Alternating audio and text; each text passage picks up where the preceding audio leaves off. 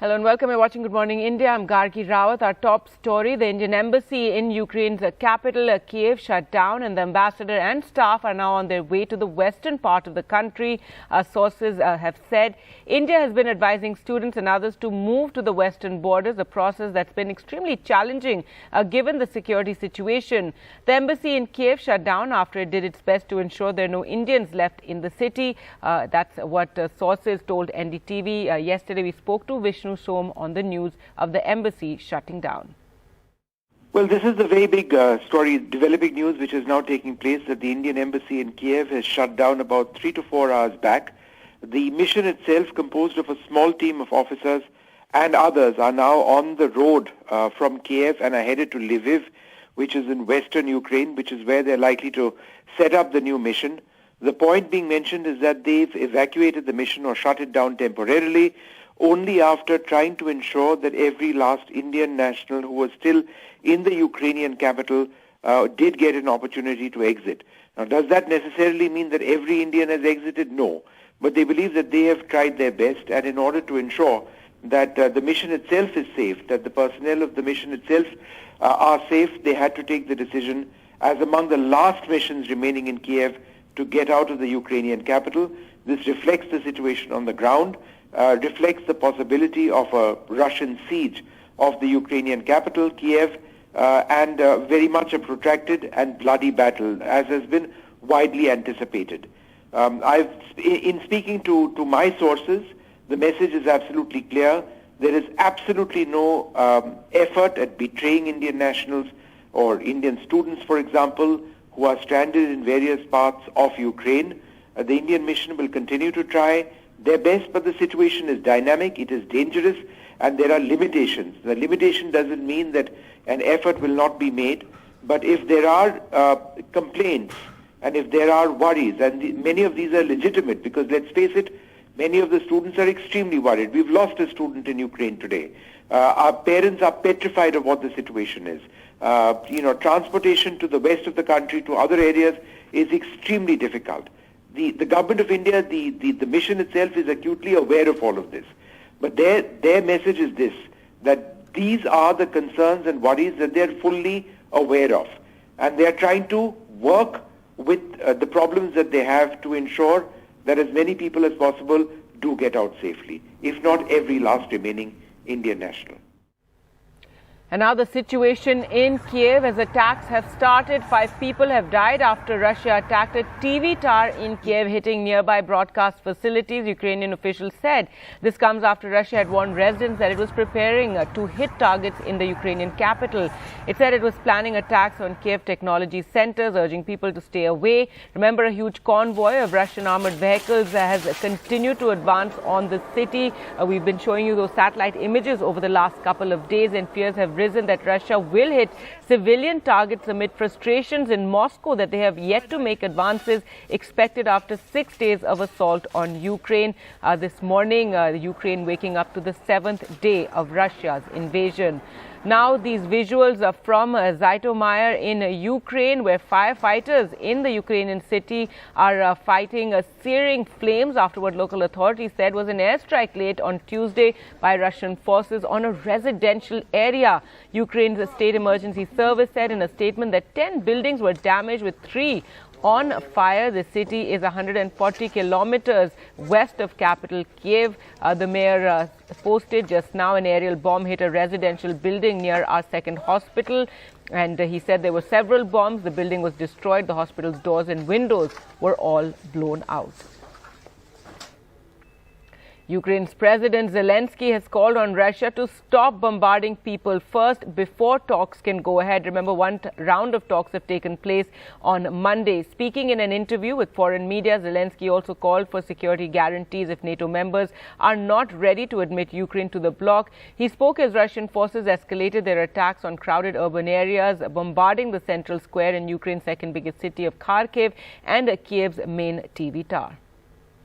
Говорили багато разів з президентом Байденом. Я вдячний йому за ці і можливості, і допомогу. Вони також мене не чули. Я їм говорив, що Україна буде боротися, ви побачите, міцніше за всіх. Але одні ми на самоті з Росією ми просто не зможемо. Ми про діалог. Я вважаю, так, треба припинити хоча б бомбардування людей. Просто бомбардування припинити і після цього сісти за стіл перемовин. U.S. President Joe Biden announced a ban on Russian aircraft from using U.S. airspace during his State of the Union speech, which was given this morning. Biden says Putin badly miscalculated by invading Ukraine and hailed the bravery of Ukraine. 6 days ago, Russia's Vladimir Putin sought to shake the very foundation of the free world, thinking he could make it bend to his menacing ways. But he badly miscalculated. He thought he could roll into Ukraine and the world would roll over. Instead, he met with a wall of strength he never anticipated or imagined. He met the Ukrainian people. Throughout our history, we've learned this lesson. When dictators do not pay a price for their aggression, they cause more chaos. They keep moving, and the cost, the threats to America and America to the world keeps rising. Now, U.S. President also said that U.S. forces, however, won't engage in a conflict.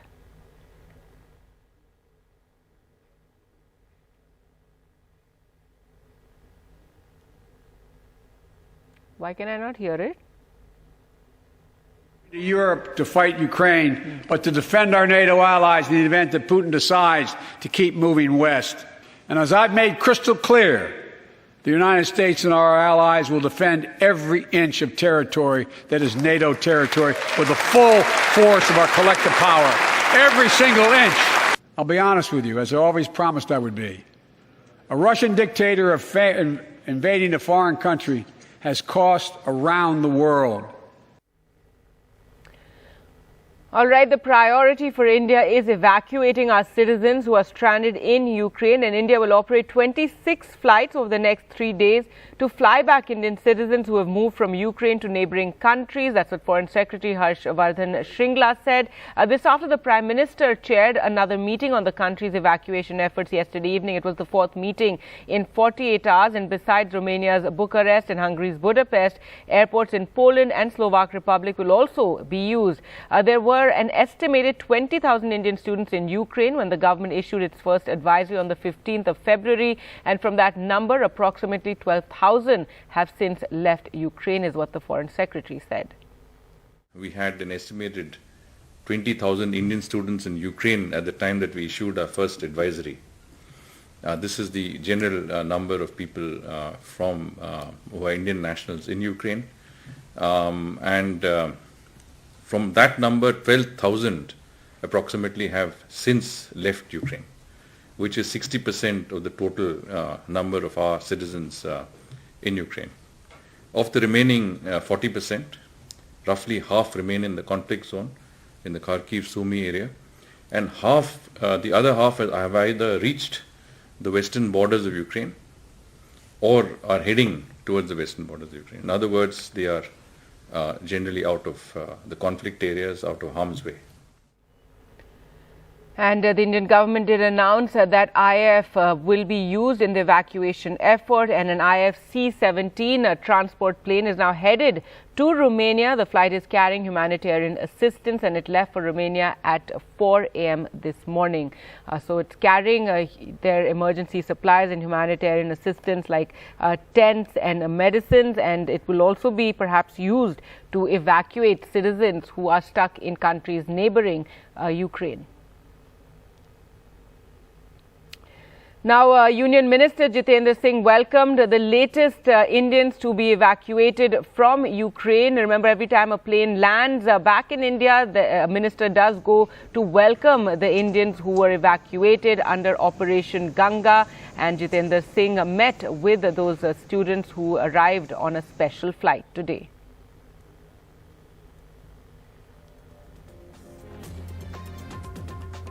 For that, time for us to slip into a short break. We'll get you more updates on the other side. Stay with us.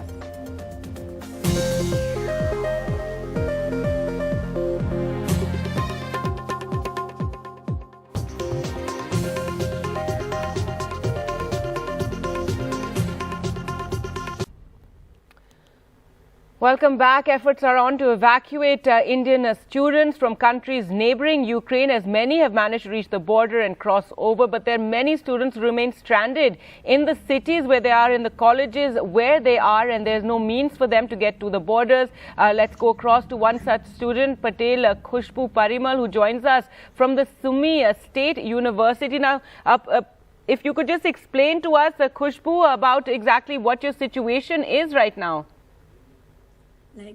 We have situation very bad. We are facing everyday street fighting, and we need to stay in bunkers when the firing and bombing occurs.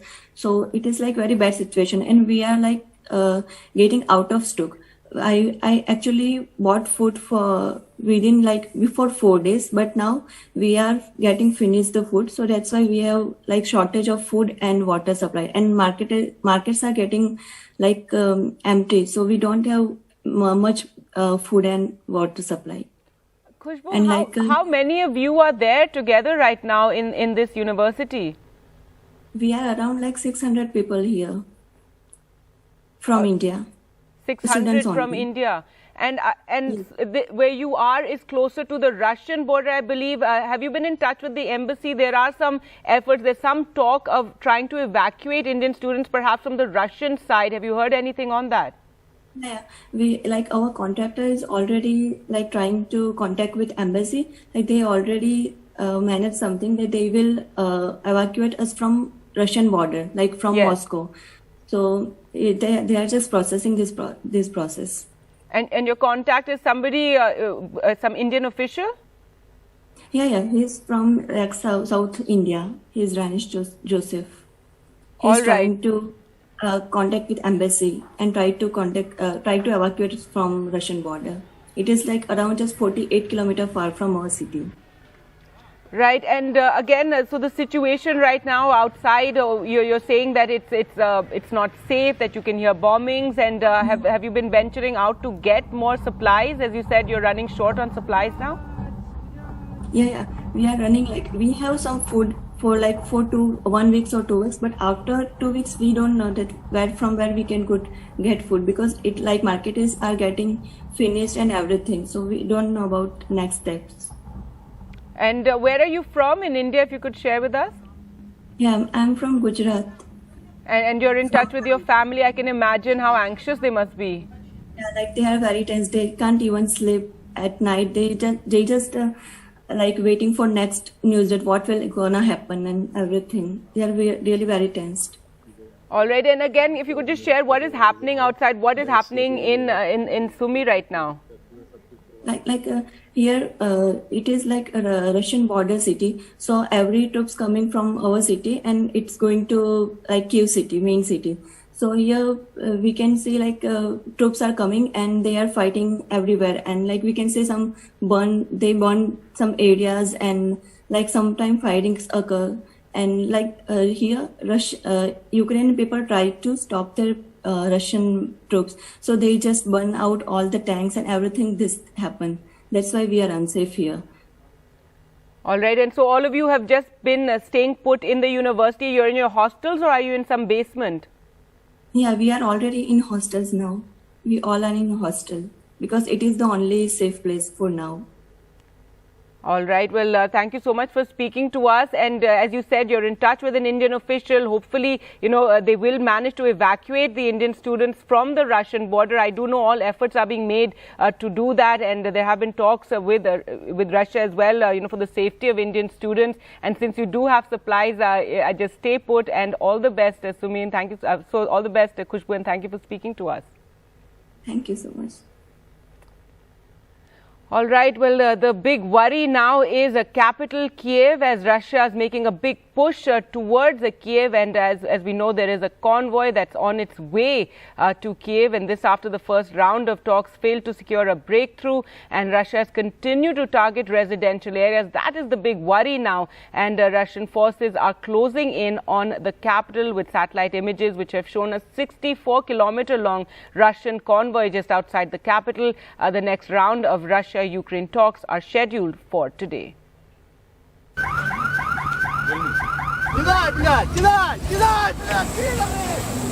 Russia's big push towards Ukrainian capital Kyiv. A 64-kilometer-long military convoy. These images also show burning factories and homes along the route of the convoy, backing the Ukrainian assertion that Russian forces are targeting civilian areas as well. Overnight, Russian missile strikes at Kyiv, according to the Ukrainian government. Ukraine's defense ministry tweeted this video, reportedly showing its aircraft bombing a Russian convoy. Ukraine says 352 civilians, including 14 children, have been killed in Russia's offensive so far.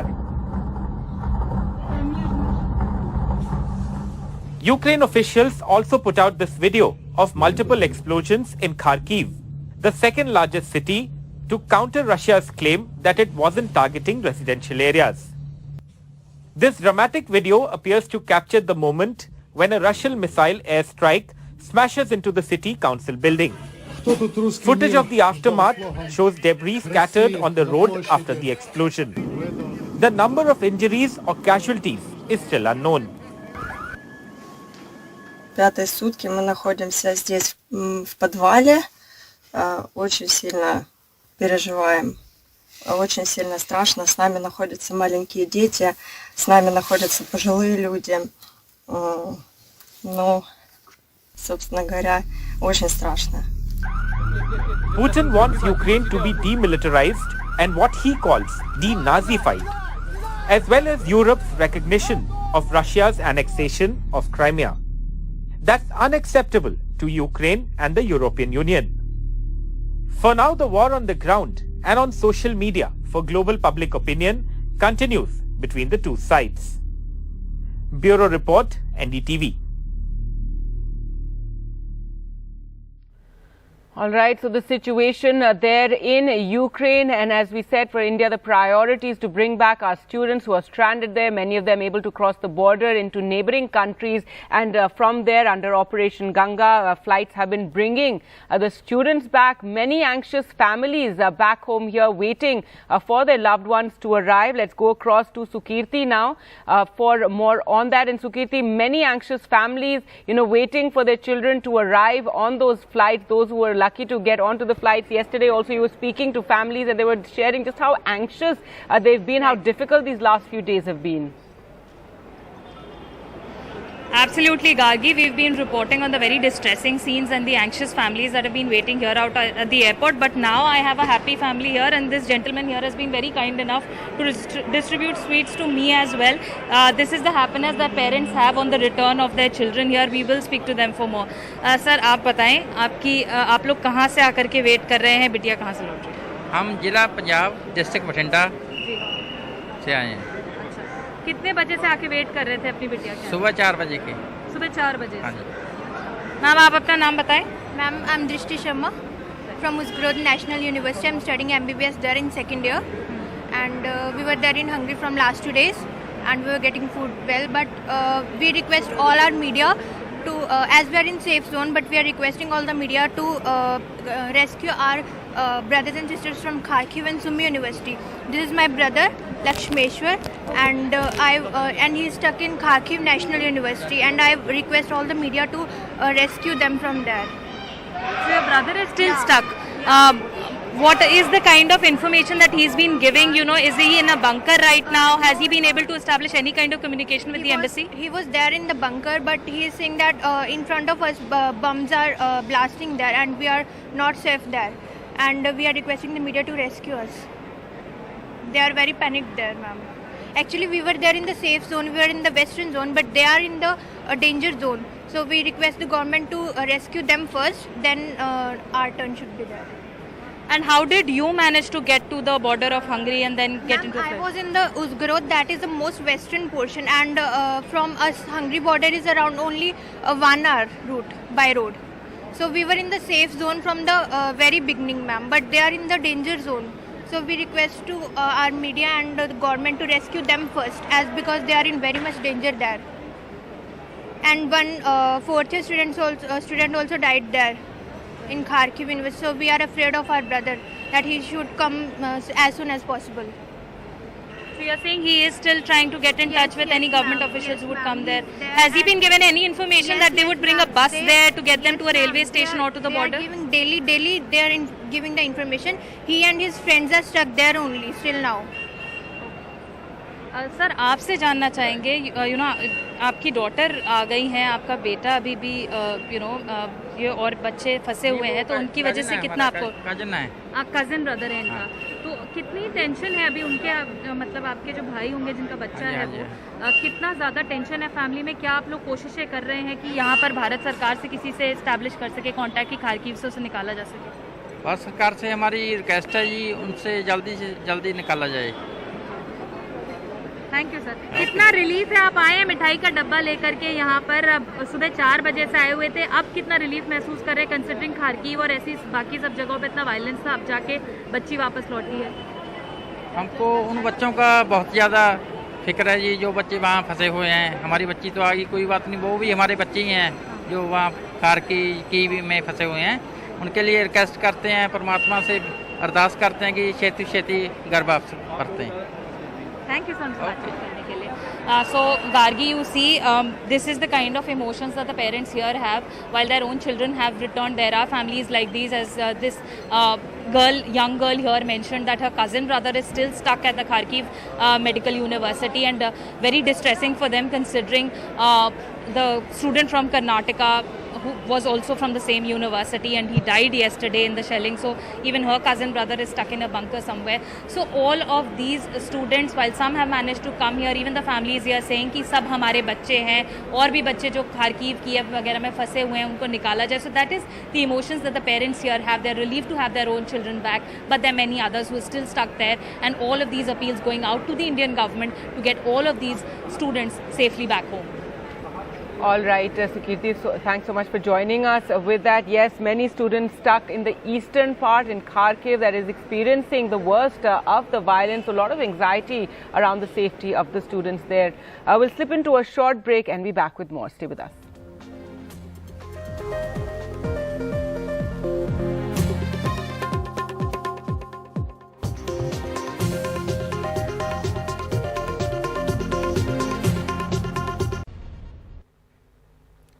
Welcome back. Even as efforts are underway to bring back Indian students who are stranded in Ukraine, the tragic news that an Indian student was killed in a shelling in Kharkiv. 21-year-old Naveen, a final year medical student from Karnataka's Haveri, died when Russian soldiers blew up a government building on Tuesday. Now, he had been spending the last few days in a bunker with other medical students, and he was at that moment standing in a queue outside a grocery store when he was hit. His family is now appealing to the government to bring back his body.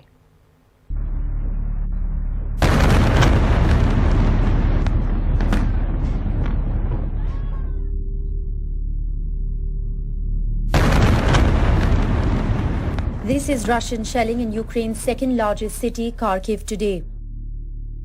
Amid this devastation, a young Indian student, Naveen Shekharappa, out to buy groceries, killed in Russian shelling. Naveen, just 21, was a fourth-year medical student at Kharkiv's National Medical University. Just 2 days ago, his worried family from North Karnataka talked to him on this video call, urging him to be safe, but to get out of Kharkiv as fast as he could. ಎರಡು ದೇಶದ ಜೊತೆ ಮಾತಾಡಿದ್ದಾರೆ minister, ಇಂಡಿಯನ್ಸ್ಗೆ ಯಾವುದು ತೊಂದರೆ ಕೊಡಬಾರದು ಅಂತ. ಅದಕ್ಕೆ flag ಹಿಡ್ಕೊಂಡು ನೀವು ಸಾಮಾನು ತಗೊಂಡು ಸ್ವಲ್ಪ ಇನಿಷಿಯಲ್ ಸಿಚುವೇಶನ್ ನೋಡ್ಕೋಬೇಕು ಫಸ್ಟ್. ಬಂಬಾರಿ ಟೈಮ್ನಾಗ ಮೂವ್ ಮಾಡ್ರಿ ಏನೋ, ಅದು ಸ್ವಲ್ಪ ಸಿಚುವೇಶನ್ ನೋಡ್ಕೊಂಡು ಯಾವಾಗ ಶಾಂತ ಆಗುತ್ತಲ್ಲ ಆ ಟೈಮ್ನಾಗ ನೀವು ಅಲ್ಲಿಂದ ಮೂವ್ ಮಾಡ್ರಿ. ಅಲ್ಲಿಂದ ಒಂದು 50 ಕಿಲೋಮೀಟರ್ ನೀವು ಮುಂದೆ ಹೋದ್ರೆ ಅಂದ್ರೆ ನೀವು ತೊಂದರೆ ಆಗಲ್ಲ. ಅಲ್ಲಿ ಯಾವ ವೆಹಿಕಲ್ ಸಿಗ್ತವೆ, train, bus. His death has escalated the urgency of the Indian government's efforts. Under fire from the opposition and families of students still stuck in Ukraine, the Prime Minister spoke to Naveen's father, as did the Chief Minister. The Prime Minister met for the 4th time with his senior officials, and both the Russian and Ukrainian envoys are likely to be summoned to guarantee safe passage to Indian students stranded in Kyiv and Kharkiv, where Russian shelling has intensified. Prime Minister has already spoken, and we will do our best to recover the body and bring it back to India. On the ground, desperate students are calling for help as the Indian government issued an advisory saying leave Kyiv urgently today. The reality is students have no way to leave. I'm Bismaya Wilson, medical student from Kharkiv. We are about 160 Indian students stranded in the underground metro station for the last 4 days with limited food supplies. Like us, there are hundreds of other students in each of the 20 different metro stations in Kharkiv. Food and water are running out, but we have strict instructions that not to go outside due to the unsafe condition. The situation is getting worse as each day passes. The metro is getting crowded day by day. By today, our food and water would be completely exhausted. Another video from a third-year student of Taras Shevchenko National University stranded at Kyiv railway station. She's speaking in the video and showing how Indians are racing against the curfew time, not being allowed inside the train. They're still stranded, now trying to get on buses. These are all Indians standing here, and the only people who are allowed to go in are Ukrainians. We are all Indians standing here. We came right from that place. They told us to go to the first bookie, and now they are not letting us in.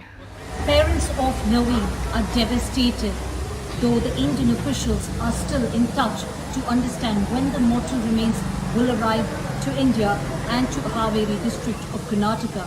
All that the parents right now at the moment ask is when will Naveen's mortal remains reach? In Bengaluru, Shrija for NDTV. Inform to our senior officials, embassy, Prime Minister to bring back my son's dead body. And also I request to all these political leaders kindly look into the matter and see that donation it's very bad, and all these intelligent students, they are going to study in abroad. They think that education here, if they plan to get that education here, they have to pay crores to get that seat. And the same education, better than this, they are getting very good education in abroad. When I woke up, I messaged him that where are you? He said me that I am near Etebe. You can transfer me some of funds because I have shortage of funds so that I can bring more stuff. So I transferred him money, but after that, after 10 minutes, we heard bombings and missiles everywhere. I called him, I tried to call him, but he was not able to pick up. I was trying so much time. After half an hour, when I was trying, someone received the call from these Ukrainians, and they were saying something, and I was not able to understand it. Then I gave that phone to one of a neighbor who was staying in this shelter with us. They said the lady was speaking, and while speaking, she started to cry. I asked her with a scarcity, what happened? What is in a fit? I asked one of them. They said he is no more. And NDTV's Shrija is in Naveen's hometown, in his village in Haveri, and she also spoke to his cousin there. There's a pall of gloom that's descended right outside Naveen's house. And if I could go across to Naveen's cousin who's joining us here, I offer my condolences at the moment. If you could tell us, when was the last that you had a word with Naveen, when this entire, the issue started out? Last 2 days back, we spoke with him. So he was telling, he was like a cool guy and also brave. So he told situation is normal, like inside the bunker, but outside it was a very difficult situation. But he wanted to help his friends also to escape from that situation. So he came alone to take some things for whatever the snacks, those things. So the first thing is about the government is like when they announce the war, that time they should take immediate action, so to rescue from them. Okay.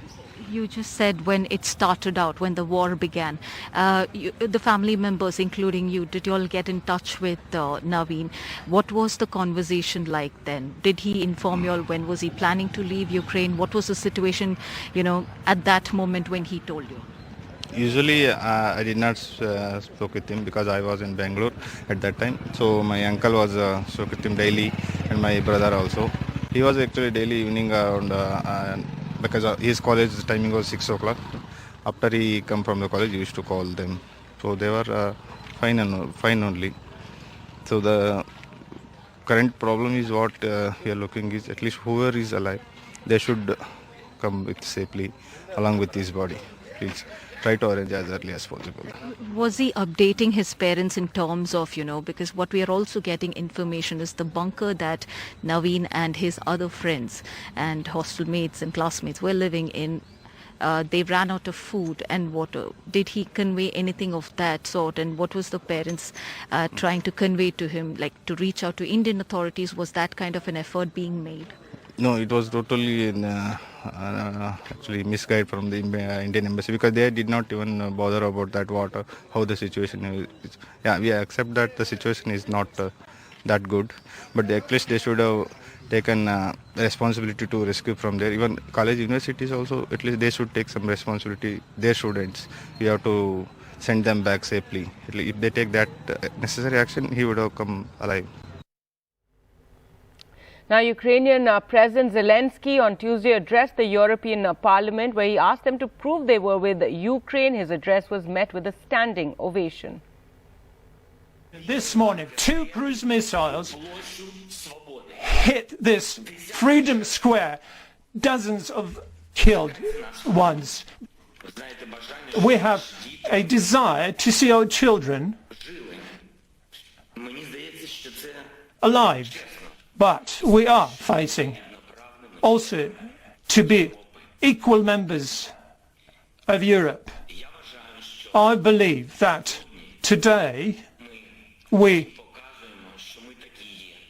are showing everybody that's exactly what we are. The European Union is going to be much stronger with us, so that's for sure.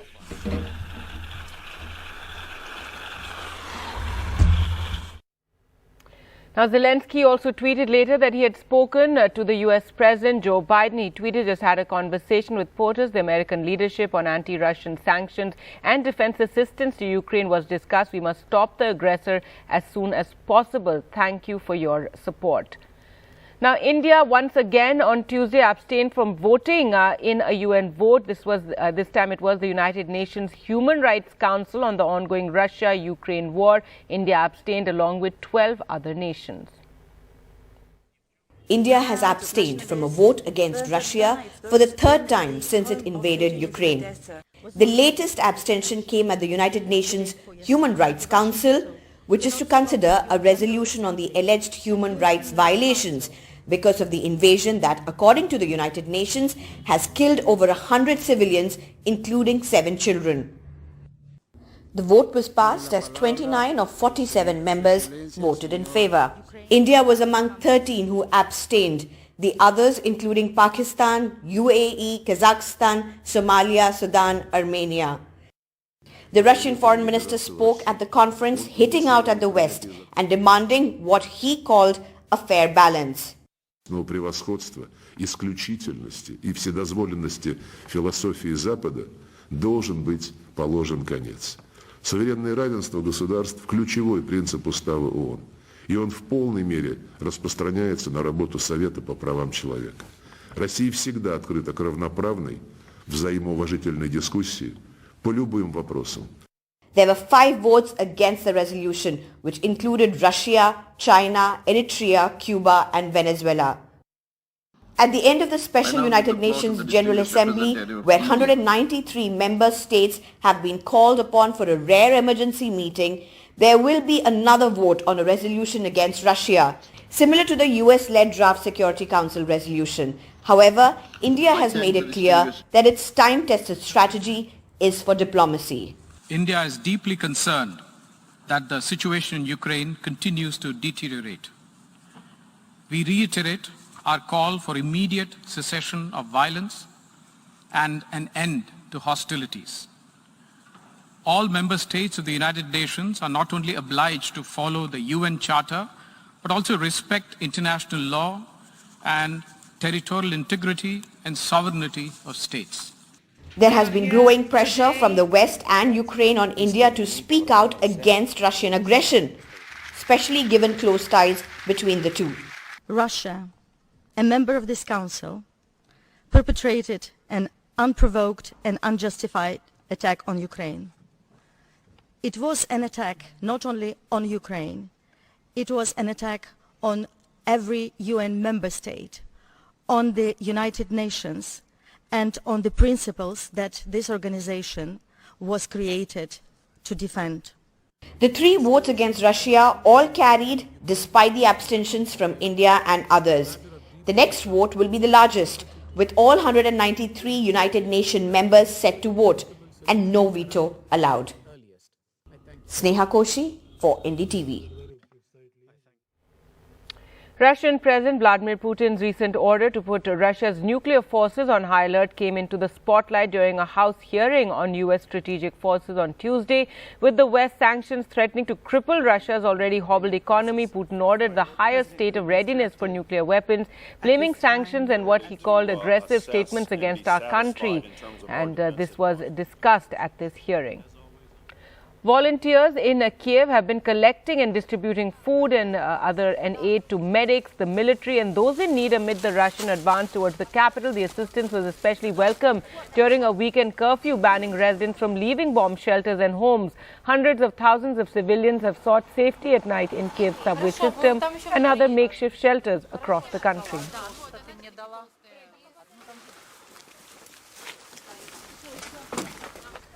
Russians in the eastern Ukrainian city of Dnipro were coming forward to offer whatever support they could amid the advance of Russian military forces. As Russian troops surrounded the country this month, ordinary citizens received basic combat training in everything from handling guns to making incendiary Molotov cocktails to tossing grenades. In fact, so many volunteers are coming forward to join Ukraine's territorial defense forces. That's the volunteer military units of the armed forces that they can't all join at once, so they're helping in any way they can. The basement of the Omhadet Children's Hospital in Kyiv has become a shelter now amid the Russian invasion of Ukraine and attacks now on the capital city. 5 people have been killed and 5 others injured in a Russian shelling of the Kyiv TV tower, the Ukrainian State Emergency Service has reported. So the children's hospital and basement have been converted into a shelter to protect people.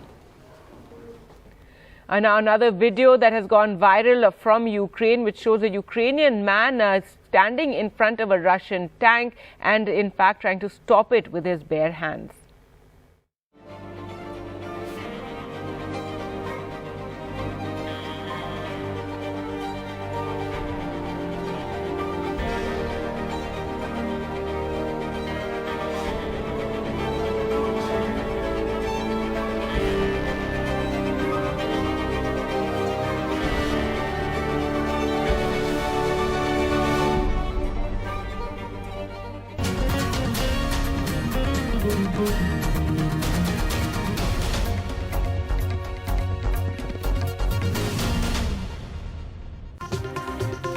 Welcome back. Let's now focus on some political developments. And Telengana Chief Minister K. Chandrasekhar Rao, who's been trying to forge a non-BJP, non-Congress front and has been meeting other regional party leaders, is in Delhi on what appears to have been a suddenly planned trip. KCR wants to showcase his model of governance and that should be emulated elsewhere in the country. Let's go across to Uma Sudhir now for more. And Uma, what do we know about KCR's trip to Delhi? KCR's team, in fact, has shared with us that today, in fact, is going to be a personal kind of a visit where they are going to have a visit to AWIMS for some checkups for the Chief Minister's wife. There are some medical consultations that they want to do, but beyond all this, we do understand that the Chief Minister may try and meet AAP leader and Delhi Chief Minister, Mr. Arvind Kejriwal, farmer leader, Mr. Rakesh Tikayat, as well as other leaders. As you know, several, regional party leaders KCR has been meeting with. This comes at a time when the state, in fact, wants to showcase that the gross state domestic product, in fact, is raised higher than almost every other state in the country at 19% this year, 19.1% this year. And the per capita income in Telangana has, in fact, risen by 18%. Telangana, if I may just recall, is trying to showcase to the rest of the country, KCR is trying to showcase to the rest of the country agree that Telangana's model of governance, whether it is focused on the rural economy or in the industry sector, has been doing well. And these figures certainly add credence to that, because even in the pandemic year, when we talked about 2021, even in that year when India was registering a GDP of -3%, Telangana had shown a positive GDP of 2.4%, and this year for them to come top of the charts and make that 19.1%, that's something that KCR would certainly want to showcase, saying that yes, they are focused on the agriculture sector that has grown hugely from 2014 in the last 18 years since the formation of Telangana, and also in the industry sector. He very often likes to talk about the ecosystem, as he calls it, that has been created in Telangana, even as he targets the BJP and the Prime Minister, saying that because of the kind of environment that they are creating, industry would not come here. Back to you. All right, Uma, thanks so much for joining us with those details on KCR's plan. News now from Kashmir, where schools have reopened after remaining closed for 31 months due to security situation and the pandemic. Lakhs of children could not go to school since August 2019 following the abrogation of Jammu and Kashmir special status. Well, let's go across to Nazir, who joins us with some students. Nazir, I can't imagine 31 months schools were closed, and rightly so. Now celebrations as they're open. Well, Gargi, one just cannot believe that the kids are back to school after 31 months, except, there was an interval of few weeks. But again, the kids who were in class 5th are now in class 8. They have never been to school all these years. And it was not just, being off school. There was also a challenge for the kids how to access the online education, because in first 18 months, more than 500 days, to be precise, 555 days. There was no speed internet available in Kashmir, so children could not even access the online education. They suffered even in that account as well. So finally, schools are open, and there was a great reception for the children here at the Delhi Public School in Srinagar. Look at these smiling faces. All the kids really for the first time in school after 31 months. You tell me your good name? Zaira. आपने मुझे बताया कि you have been school to after since. In fact, let me give some context. In July 2019, schools were closed for a summer break. Since then, they remain closed. आप बताएं आप किस class में थी and now you're in class 8? I was in class 5th and now I'm in class 8. It has been a very long gap between years. And it was very difficult for us. How did you cope with this, being inside your home, even lost lots of time for 18 months, even not having internet? How difficult was this period? It was very difficult because for the first 18 months, all of us had to just, get through the situations because it was new to all of us. Okay. So we had to go through the online classes, and the teachers were really helpful to us. They were really reaching to us. Okay. And at that moment, we were all very confused what to do, and the schools were for 3 days it was open, and so okay. Okay. You tell me. You are in which class? 9th class. Yeah. So you are in class 6 when schools were closed. Yeah. So today you met your friends after long time. Yeah, tell me your experience. When I came here today in the morning, I realized that there is something very important. Schools do not only, focus on education, socialization, activity. All of these things were dead since the last, I think, 2-3 years. Okay. I was very happy. I met my friends after a long time. I did not even recognize them. You didn't even recognize some of your friends? There is a difference between a person's profile picture and his real face, right? Okay. So that was a shocking moment. And I met my teachers for the first time. And you tell me your name? Hamza, tell me. Yes, sir. As I came today to school, it was a little excitement, a different feeling that you don't get in past 3 years. I was stuck at home. Basically, I came to 5 days, that doesn't count.